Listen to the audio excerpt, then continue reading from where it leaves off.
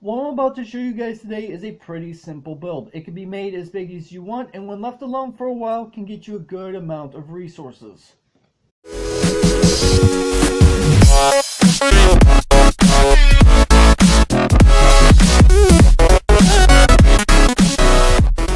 What's up, agents? Zero here, and welcome back to another Minecraft Redstone video. I've got the walls up again behind me because apparently I can't seem to not make a world and have this happen. Anyway, we're going to be taking a look at this tower right here. This is actually a mushroom farm. Now, in my most recent episode of the survival series, in fact, it was technically yesterday's video that I did this.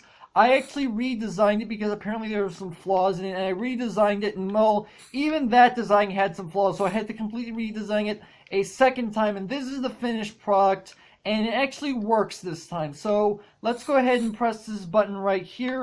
This is actually going to dispense some water buckets, and basically what this does is that the water buckets is actually going to act as our harvester for the mushrooms. And if we go ahead and come in here, as you can tell, we have only 3 mushrooms. Now, this is actually not too big of a surprise because mushrooms only have a small percentage to grow per game tick. And a game tick is actually much smaller than a second. So, they do not grow fast by any means. So, and this is actually only 4 layers tall. So, having only 3 mushrooms in here is actually not too bad, all things considered, because I've only had this roll open for like maybe, I don't know, a good hour or so.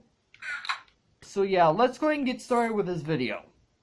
Now, before we go ahead and get started on actually building the mushroom farm, I need to show you guys how mushrooms are actually planted and are able to grow. So inside this chest I have myself a mushroom, and I have myself a building block. So mushrooms can be planted in one of 2 different methods, but they have to abide by rules in order for these methods to work. They can either be planted directly on top of Mycelium or Podzol. Mycelium only spawns in mushroom biomes, and if left unattended next to grass, it'll actually spread to the grass. That's why the Mycelium is up a block.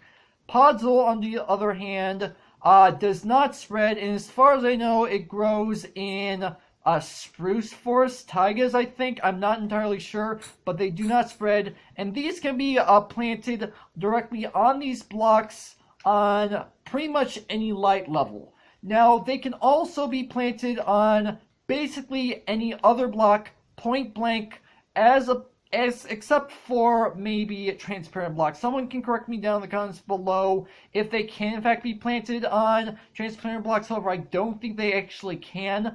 But in order for them to be planted on these blocks, they actually require a light level of 12 or less, and they cannot be planted in direct sunlight.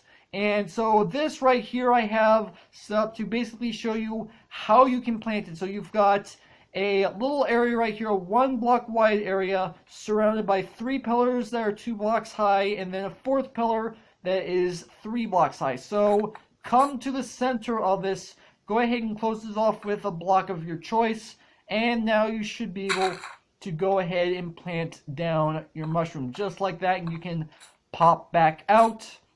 Just make sure you don't break any of the blocks around the outside edges, and then basically break these blocks right here and leave the mushroom covered, and you should have a fully planted mushroom, and it should be ready to go ahead and grow, or spread as it's technically called.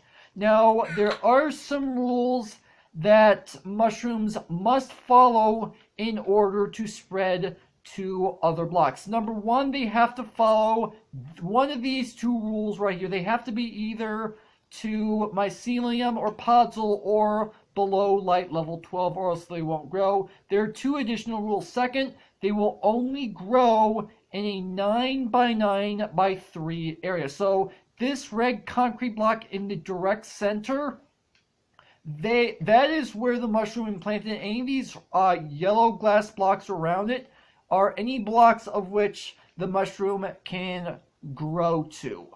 And the third is that They actually cannot grow if there is at least 5 mushrooms already growing in this area. If there's 5 mushrooms already in this area, you cannot have another mushroom grow. So that is one thing to keep in mind. So you want to keep the amount of mushrooms planted in this area down to a minimum, more specifically down to 1. This is actually the problem that I had with my initial mushroom farm when I built in my survival world, is because I wasn't aware of this 5 mushroom rule, and I pretty much maxed it out, so that's why it wasn't working.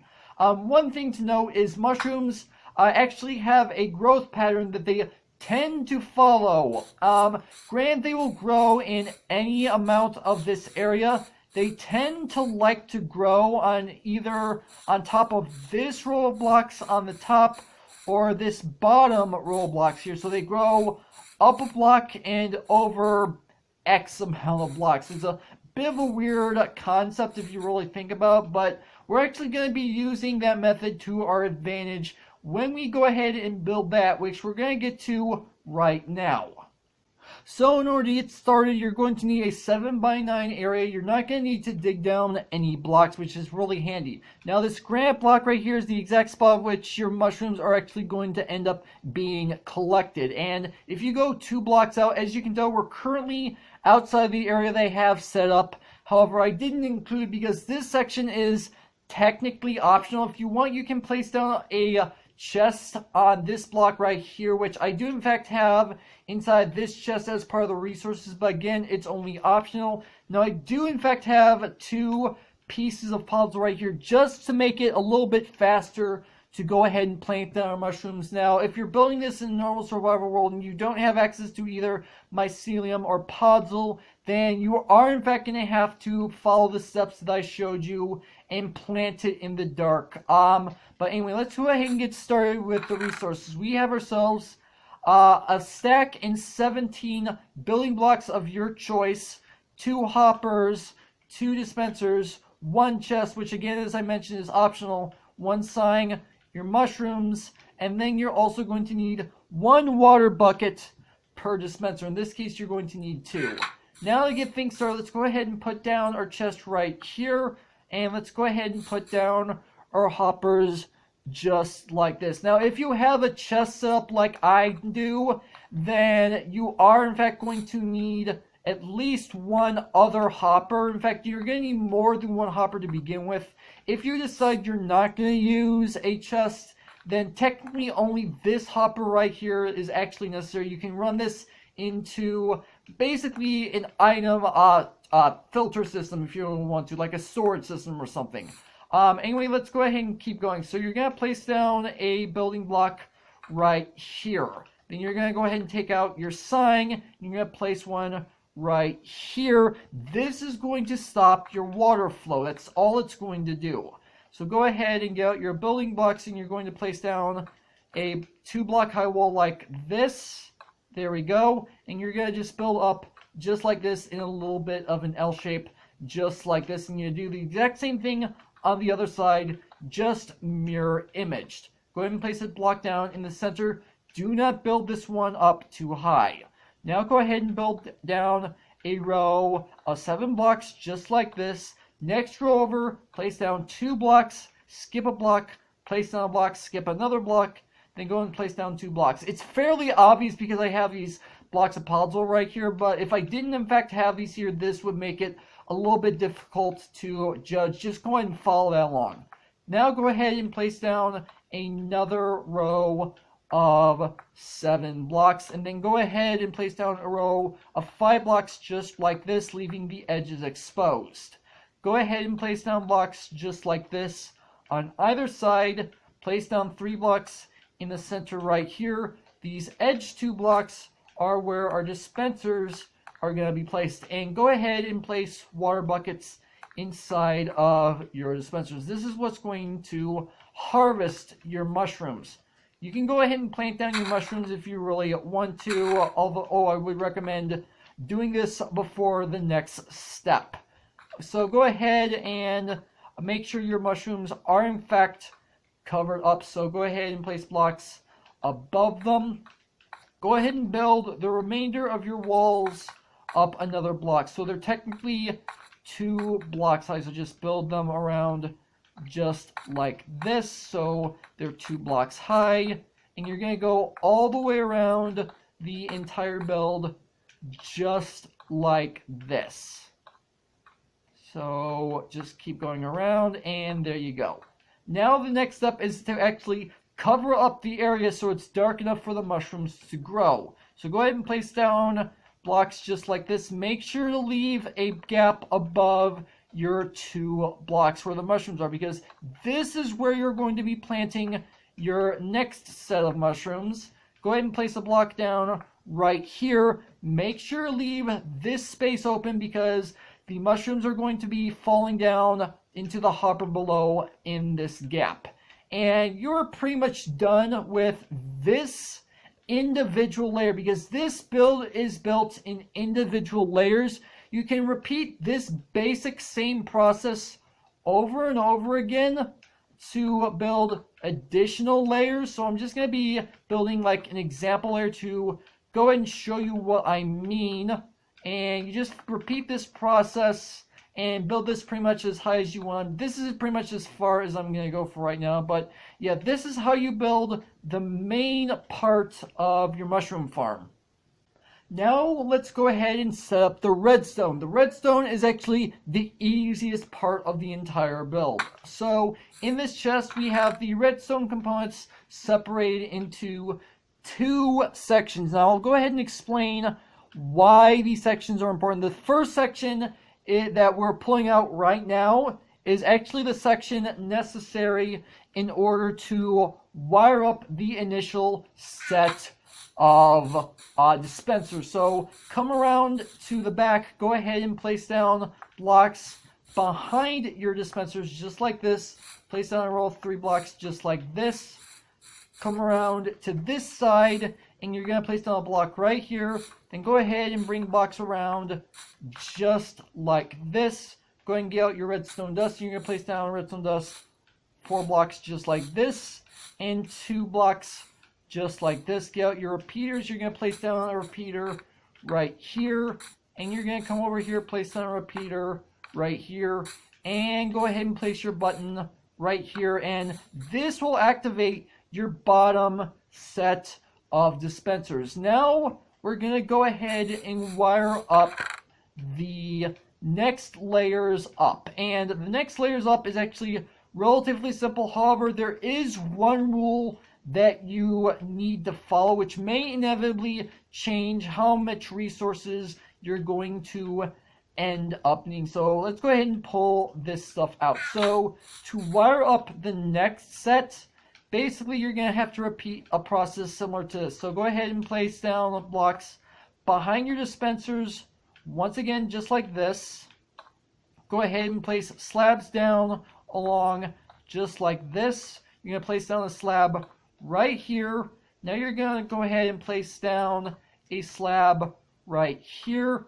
And go ahead and place repeaters facing into these blocks just like this. And place redstone dust just like this.